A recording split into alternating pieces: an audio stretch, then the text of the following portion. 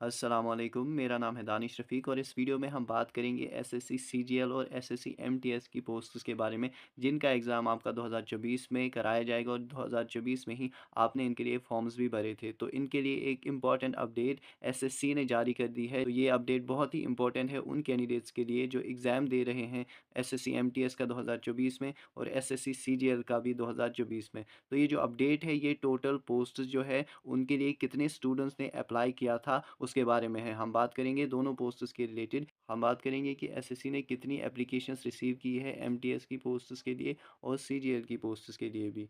तो SSC MTS की post के लिए जो आरटीआई डाली गई थी एसएससी में, इसके रिप्लाई में एसएससी ने कहा है कि 57,44,713 applications have been received for MTS 2024, यानी 57,44,713 एप्लीकेशंस रिसीव हुई है एसएससी एमटीएस की पोस्ट्स के लिए, जिसमें आपकी कुछ 8,000 से 10,000 तक पोस्ट्स थी एसएससी एमटीएस के लिए और हवलदार के लिए। और इसमें कैटेगरी वाइज आपका डेटा इन्होंने अभी ब्रेक नहीं किया है। और अगर हम फिर बात करें सीजीएल की, जिसमें आपकी क्वालिफिकेशन ग्रेजुएशन होनी चाहिए और एमटीएस में आपकी मिनिमम क्वालिफिकेशन होनी चाहिए 10th पास और मैक्सिमम इसमें कोई नहीं होती है। सीजीएल में आपको मिनिमम क्वालिफिकेशन ग्रेजुएशन चाहिए होती है। इसमें भी कुछ 17,000 पोस्ट्स थी। तो सीजीएल की पोस्ट्स के लिए जो एप्लीकेशंस रिसीव हुई है वो 34,83,411 एप्लीकेशंस है और इसमें भी आपका कोई भी कैटेगरी वाइज अभी इन्होंने डेटा नहीं दिया हुआ है। तो कहने का मतलब ये है कि पोस्ट्स कम हैं, कंपटीशन बहुत हाई होगा,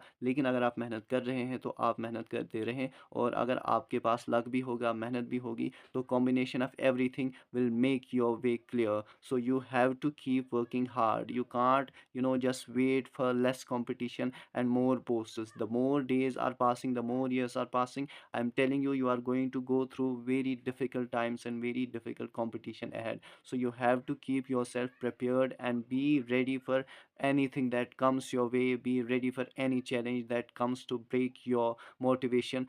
If your motivation is strong, nothing can break you, nothing can come on your way.